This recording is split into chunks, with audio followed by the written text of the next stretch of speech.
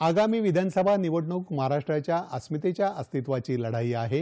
हे राज्य कोणाच्या हातात सोपवायचं याचा निर्णय या निवडणुकीत होणार आहे।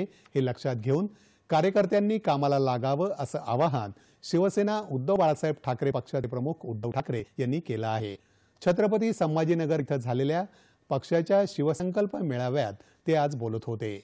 आपण प्राणपणानं ही निवडणूक लढवणार आहोत असं सांगत राज्यात सत्तापालट करण्याचं आवाहन ठाकरे यांनी जनतेला केलं।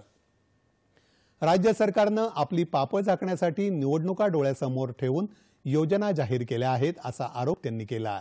शेतकऱ्यांची विजेची पूर्वीची थकबाकी माफ करावी, याच अधिवेशनात त्याविषयी निर्णय घ्यावा अशी मागणीही त्यांनी केली।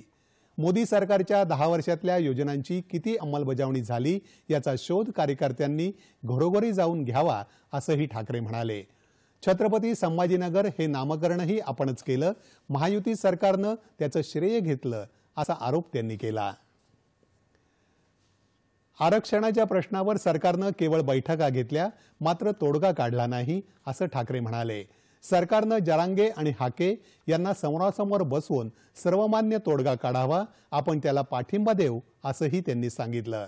मराठे आणि ओबीसी यांनी एकत्रित येऊन सरकारला धडा शिकवावा असं ठाकरे म्हणाले। शिंदे यांच्या शिवसेनेनं लोकांना फसवून धनुष्यबाणाच्या नावानं मतं घेतली असा आरोप करत यावेळी कार्यकर्त्यांनी घरोघरी जाऊन मशालीचा प्रचार करावा असं ते म्हणाले।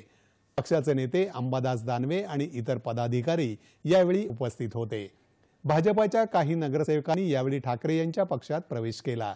या सभेनंतर ठाकरे यांनी निपाणी गावात जाऊन शेतकऱ्यांशी संवाद साधला।